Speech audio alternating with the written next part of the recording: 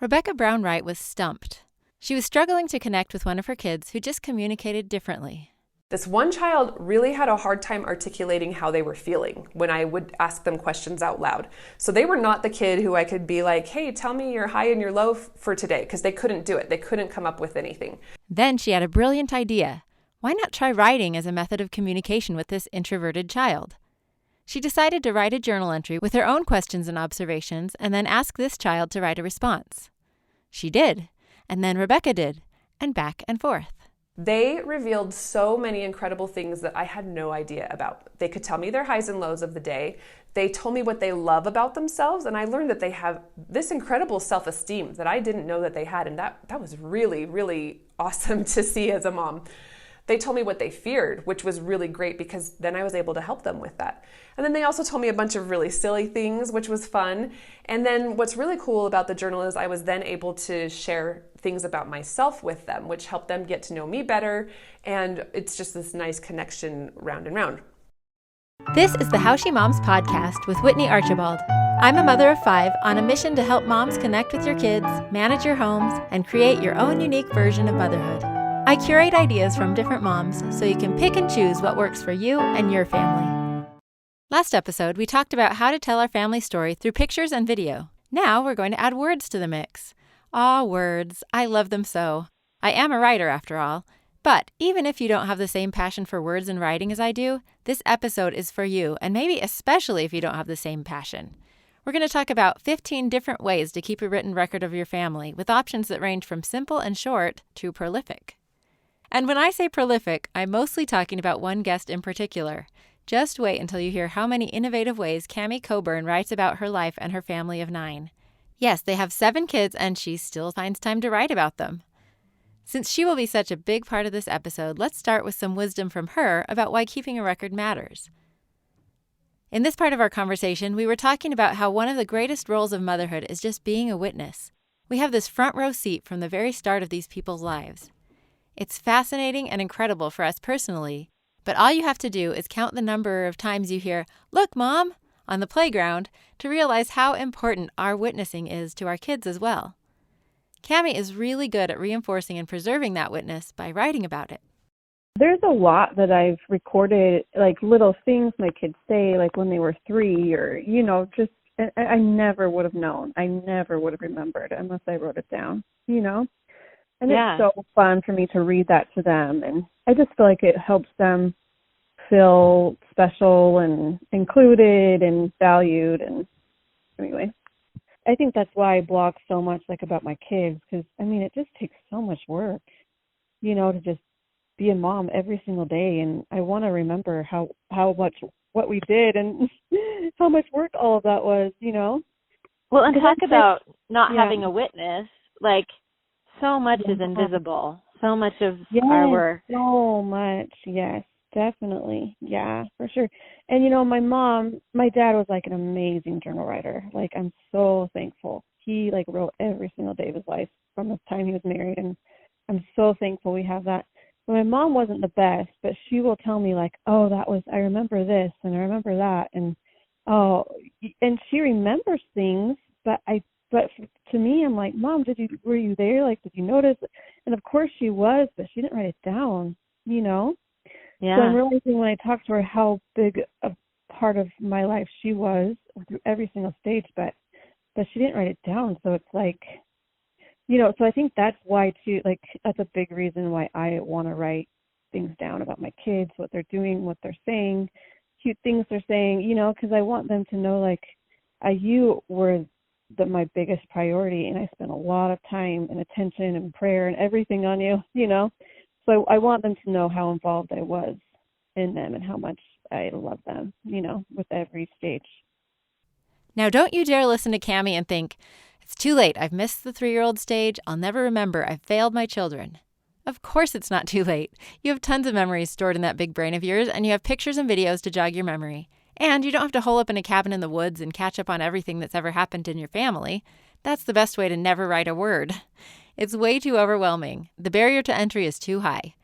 If there's ever a situation to take baby steps, it's this one.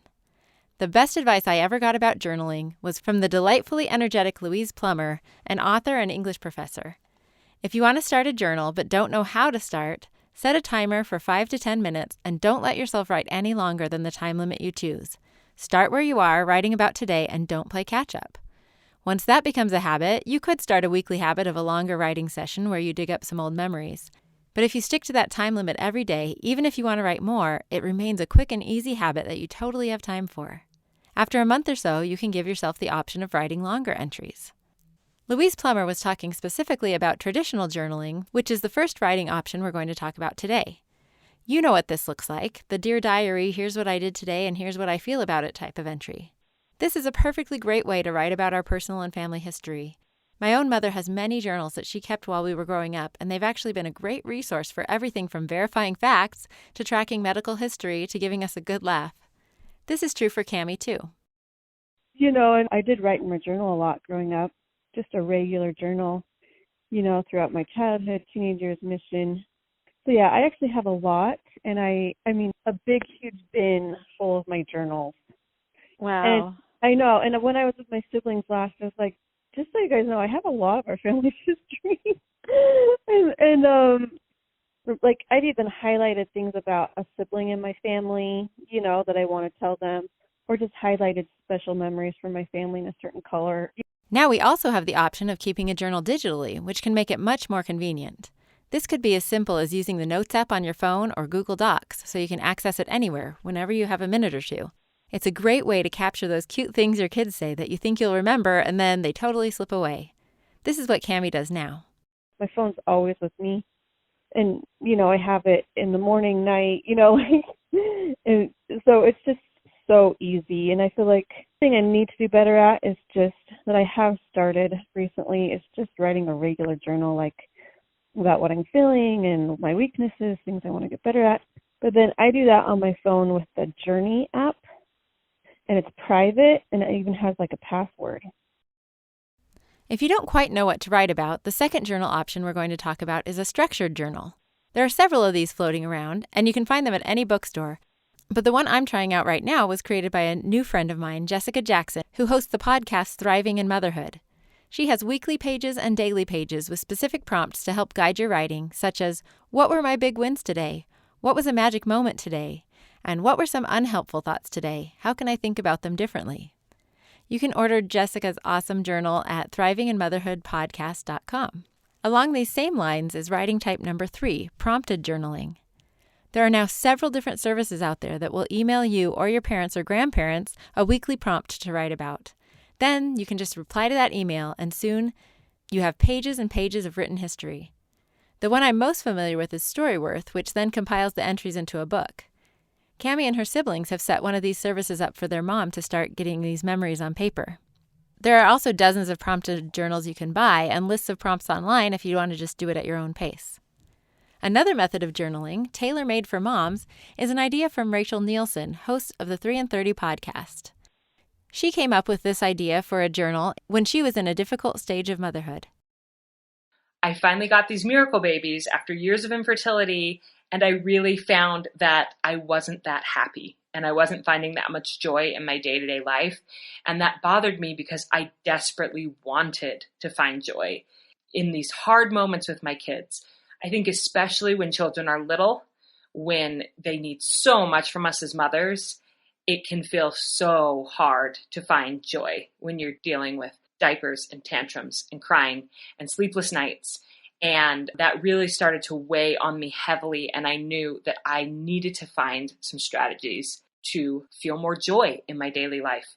And so I discovered what I actually believe is the key to finding more joy in motherhood. And I feel like, can I really say that? Can I really say that there is one key to finding more joy in motherhood?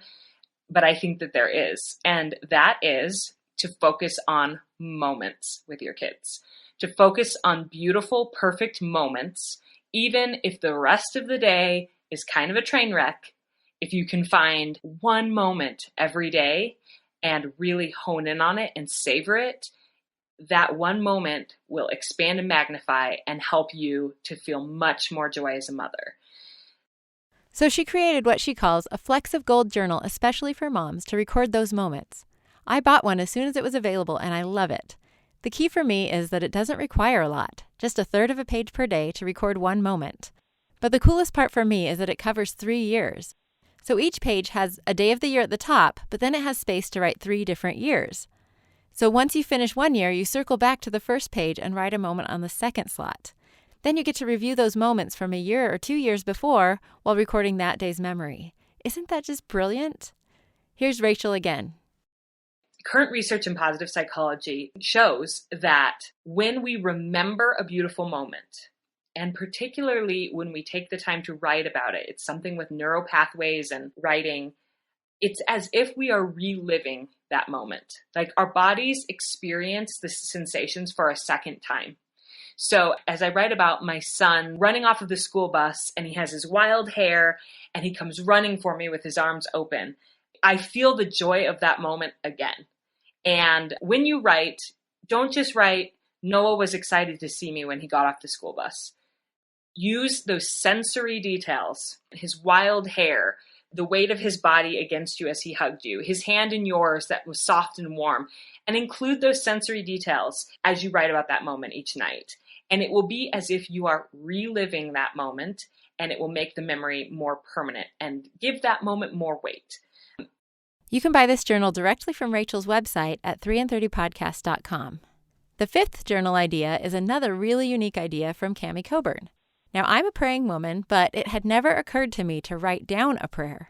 I like writing things down. So I have several Google Docs about different topics. One is like my prayers with God. And I've been doing this for so long, and it's really cool to like actually look back. So the thing I do in the morning is I write out my prayer. And this is something that I just do before my kids even come in my room. You know, like they're knocking on my door. And anyway, so I write out my prayer, like what I want to pray about, and then I pray about it. And then the next day, I also record like answers. And this is just done on a Google Doc. So when I record my answers, it's in a different color, like it's in like pink or purple. So I look back to this history of so many years, and I just see so much pink and purple, which are the answers to prayer, you know? Oh, wow. So I love that because it's like I totally have proof like every single day that, you know, I am getting answers to my prayers. Like God is in all the little details of my life. And it's helped me so much. Like I feel like it's definitely increased my faith to just know there have been so many big or tiny things that without prayer, like it definitely would not have happened, you know? So I love that. I love recording it. And then like I write down promptings, and I also write down things I'm grateful for.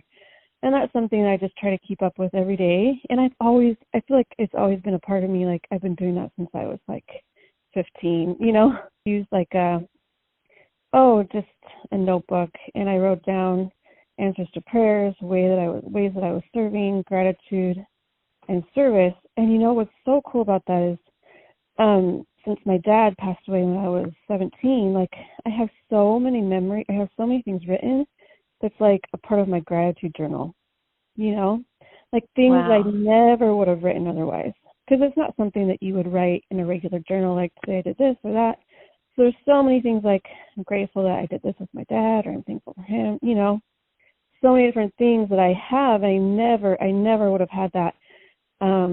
But it's really cool because I also have the history of my kids and things I'm praying about for them and answers that I get for them, you know? Wow. So I just feel like it's helped me so much. Like, I feel like, I mean, there's so many ways to like increase your faith and to be close to God, but that's just something that has helped me so much to just have that like really tangible witness. And then with my docs, you know, about prayer, gratitude, Holy Ghost, I actually have a separate email that really nobody even knows. So I open up the docs with that email, so nobody could really find it on my email. You know, so it's just, yeah. Yeah, it's important to have your own private world, and maybe you haven't even thought about it this way, but I bet that has helped you preserve your identity as a mother when sometimes that's something that can get lost. So those journals she talks about are actually 3 different docs that she keeps. One for her prayers and the answers she receives, one for other promptings, and one for gratitude, which is the next type of journal we're going to talk about. Gratitude journaling can take many different forms. When I was a teenager, I used to just incorporate it with my regular journaling, just writing one thing I was thankful for at the top of each entry before I set to writing my regular entry. For a while, I even did this during school. I had this binder that was falling apart, and you could take out the spine.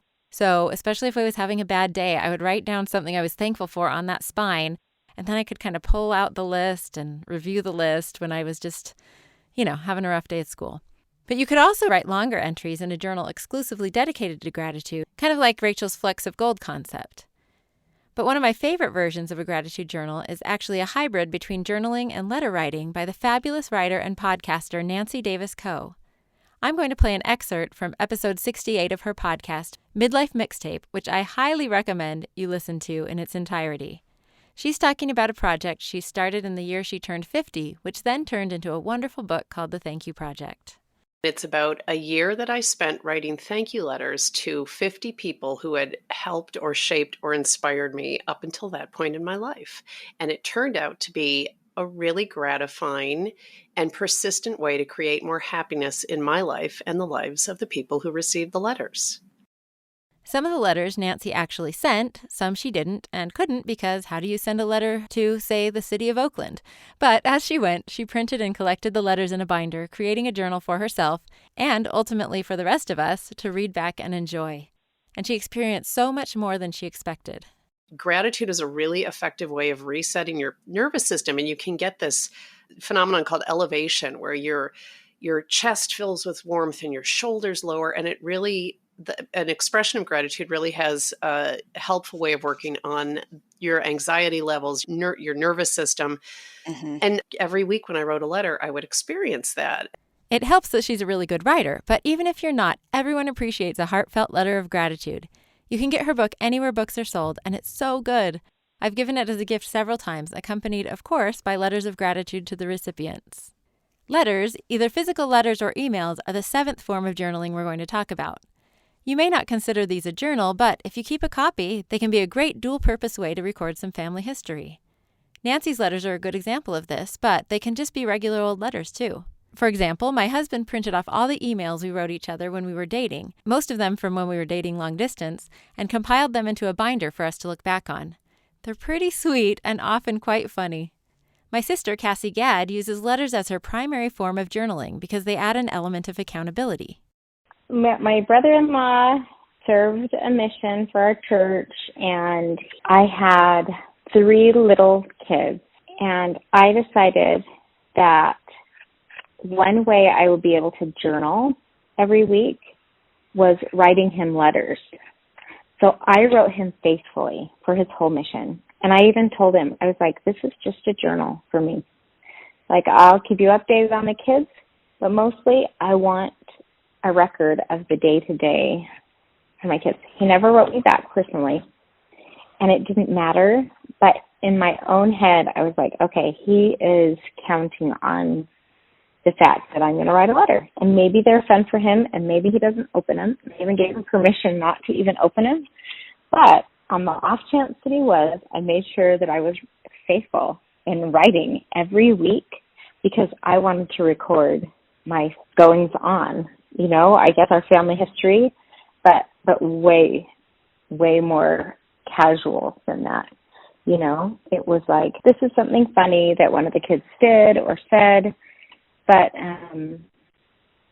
I did, and I wrote him faithfully. And then he was coming home, and I went, oh no, I need that accountability so that I would keep doing it. Because if I were to say, I'm going to write in my journal faithfully and make sure that I record once a week, I would make excuses for myself. Like, I just know that about myself, that I wouldn't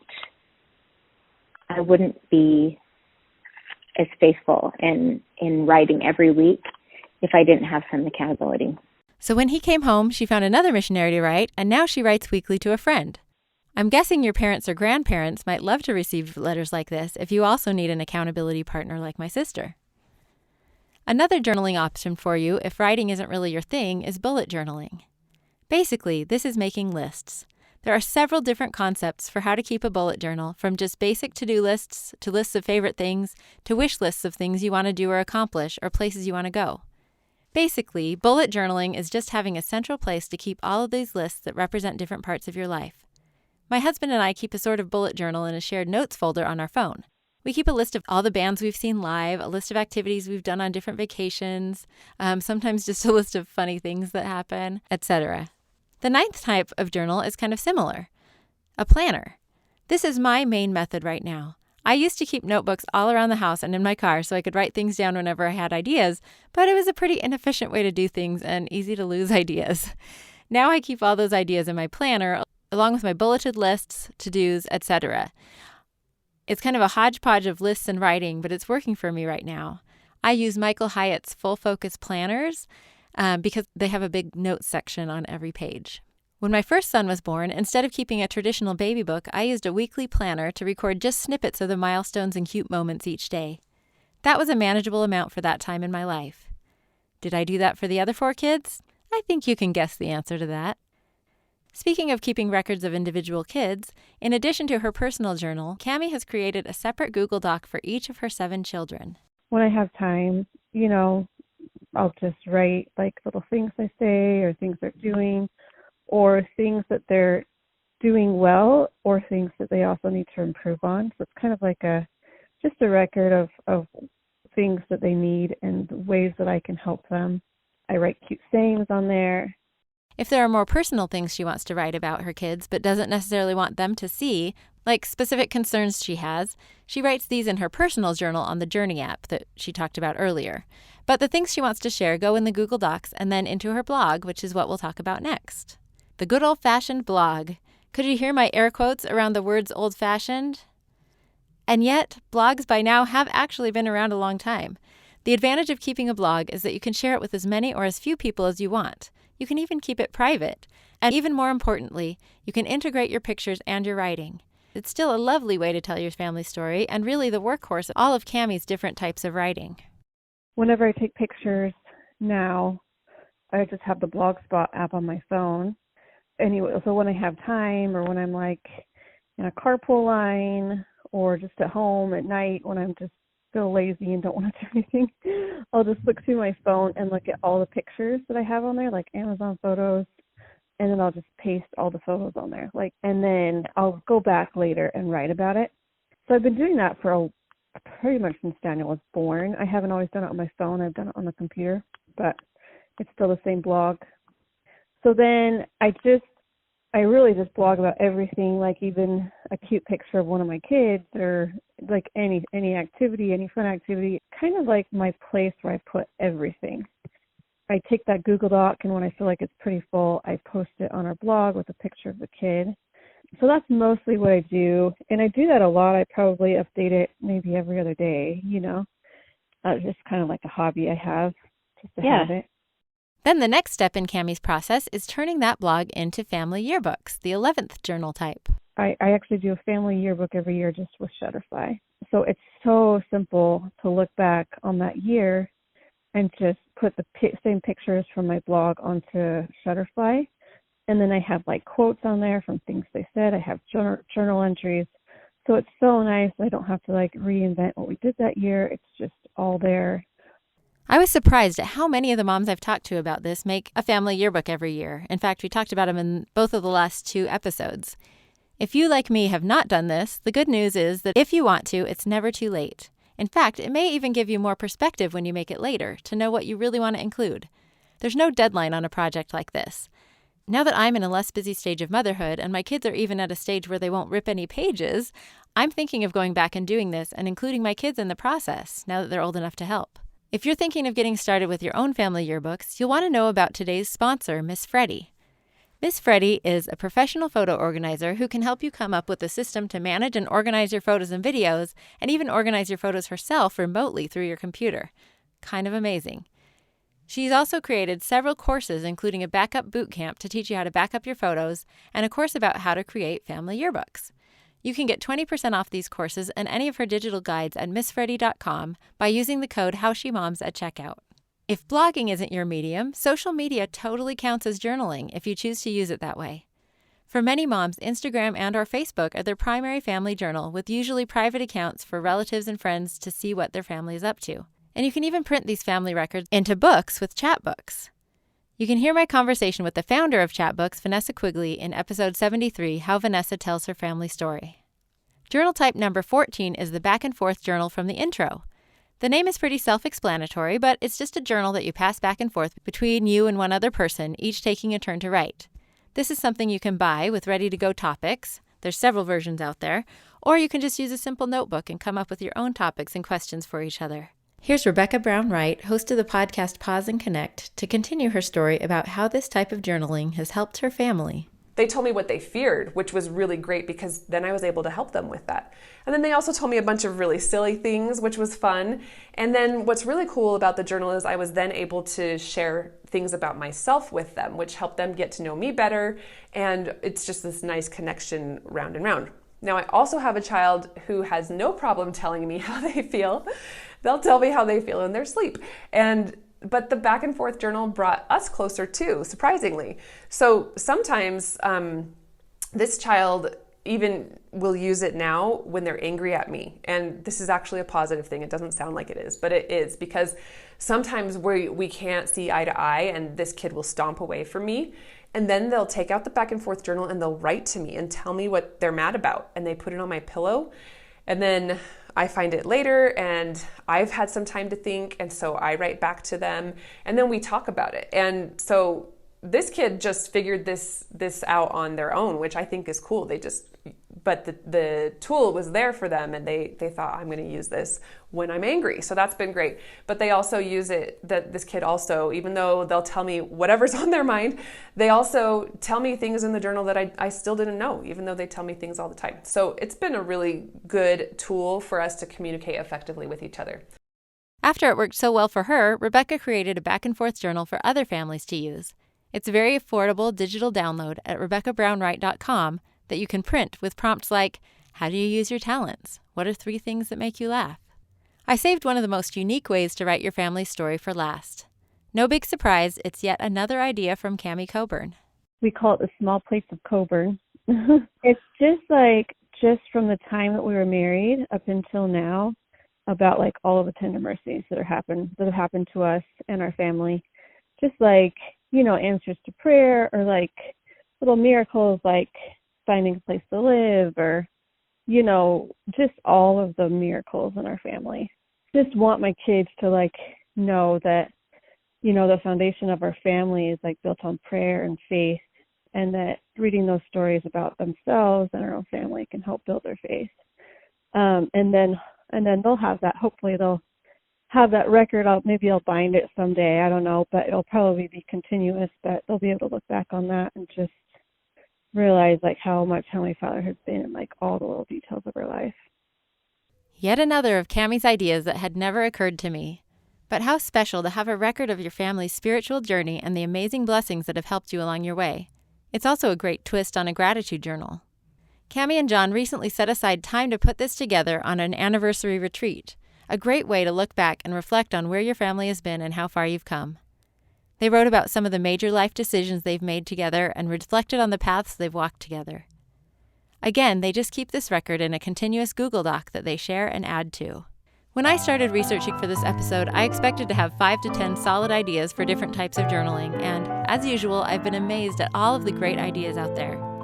I hope an idea or two resonated with you, so you can find your own unique way to tell your family's story. Thank you so much for listening to the How She Moms podcast and for being part of this community. There are so many other ways for you to connect and hopefully also contribute. I share tips and ideas regularly on Instagram and Facebook at How She Moms, and we also have a Facebook group that you can join, which is the main place for more philosophical discussions about the ideas I'll be discussing on future episodes of the podcast. It's also one of the best ways for you to contribute to future episodes. You can find past episodes and other resources at howshemoms.com. I have big plans for revamping my site this fall, so stay tuned for that. And you can always just email me directly at whitney@howshemoms.com. Special thanks to my own wonderful mom, Susan Singley, for recording my theme music. She played this song all the time when I was growing up, and to me, it's the soundtrack of motherhood.